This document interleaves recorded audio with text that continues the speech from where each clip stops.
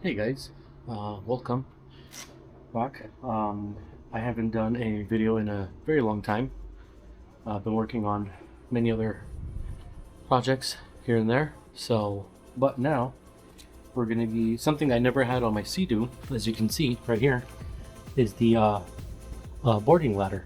Um, you don't realize how important a boarding ladder is until you're in the water and you're fat and you're trying to get back in.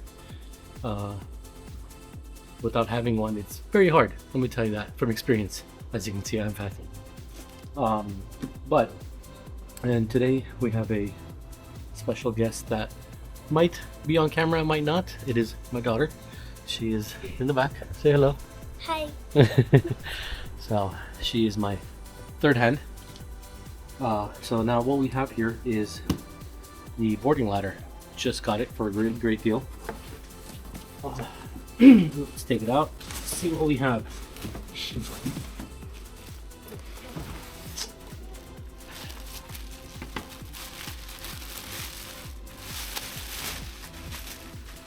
All right, great. Mint, pristine condition. We have the hardware that it comes with, and instruction. I don't think we need it.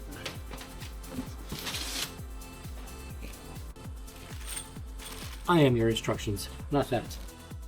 All right.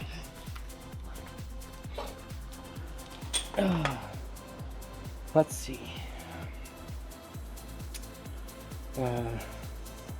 Goes like this, right? Right? I don't know. Goes like this. Goes like that. Goes like this. Like that. Yeah, like that, right? This is how you do it. Right? Just kidding. You mount it like this. So you want the logo, C2 logo, to be presented out in upwards fashion. So these are not tight to open, which is good. It'll help us during the install. There's not a lot of force you have to use to open them up. So actually, just got that one in there. There you go. We're done. All right. So what we're gonna do is, step one, take it out of the box. Step two, plug them in. And I don't know if you heard the click, but they actually clicked in place. And we're gonna open up the hardware. We get 4 long bolts. And we should have 4 lock nut washers. And we should have 8, lock nut nuts. And 8 washers. So now what we're going to do is we're going to install from outwards in. We're going to take the bolt, we're going to take the washer and put it in. Comes out from the other side. You're going to get another washer, you're going to put it in, and you're going to put the nut on the other end, and you're going to close it up. So like I said before, it's got a locking nut on there, a plastic piece where it holds the threads, but just to be safe, I am going to use red Loctite. I don't ever think I'm ever going to take this apart. Even if I do take the impeller apart, it's completely out of the way, so I'm never going to technically, the way I thought about it, it's never going to come apart.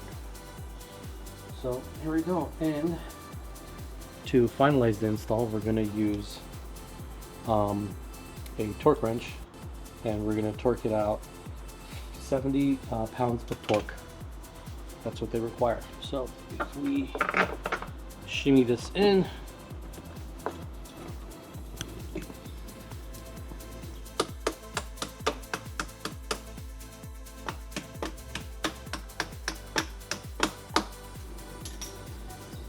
I guess you're going to use some sort of force.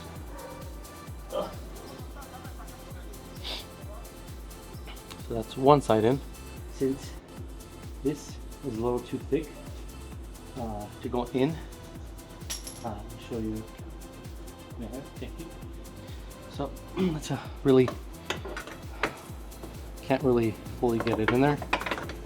So I'm gonna have to use one of these guys.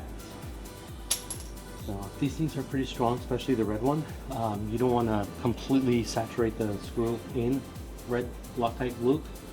Just a small dab, just a small pinch. Let me show you. Let's see if it comes out. If you can see, just that's it. And then once you turn the nut on it, it will go into the other threads and it will glue it in place. So I'm gonna do the other one. Okay, now we're gonna take washer, squeeze the bottom, take this guy, and right here, this guy in there.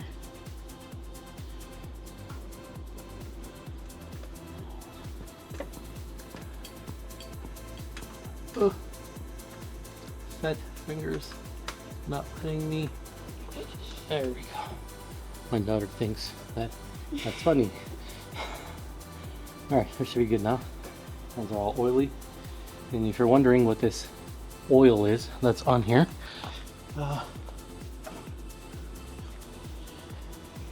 fluid film.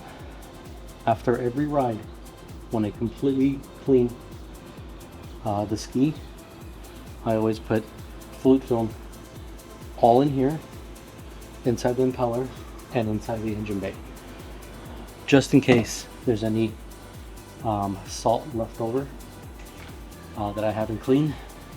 That will protect it from rusting even more. All right, let's see.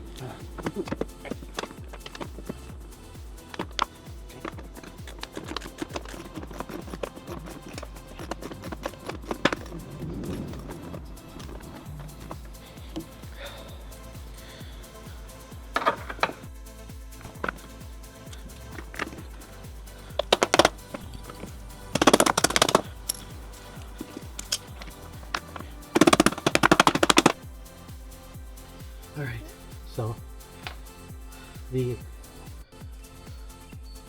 bucket is kind of in the way for both nuts. What I did was I released it, made it go all the way up. I will show you how you do that. I tightened this guy up. This is the only one left now for the left side. I'm going to do the right side now, and then once I'm done with this, I will drop it so we can probably get to the bolts towards the bottom.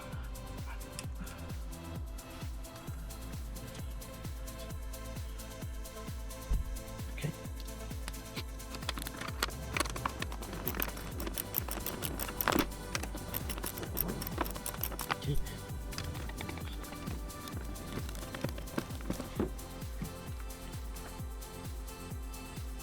Are you sure that's gonna hurt your fatness? Yeah.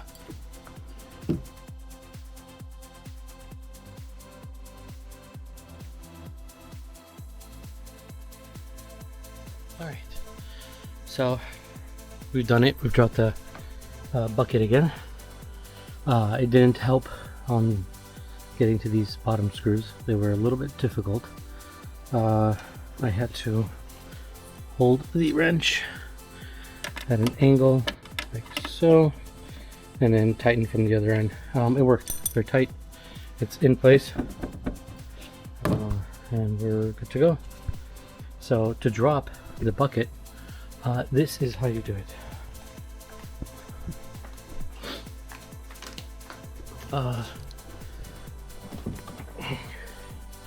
You first put the key in, then you hit the reverse throttle up, then you press this in once to turn on the unit,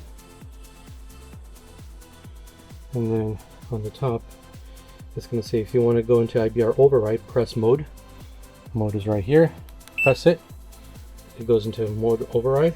Now you can easily go up and down. As you can see, it's moving.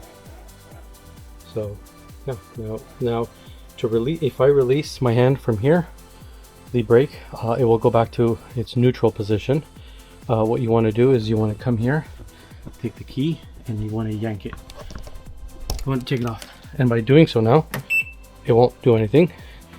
And if we go and check, it is right in the middle where I put it. So that is how you do the IBR override. That is how you do the install.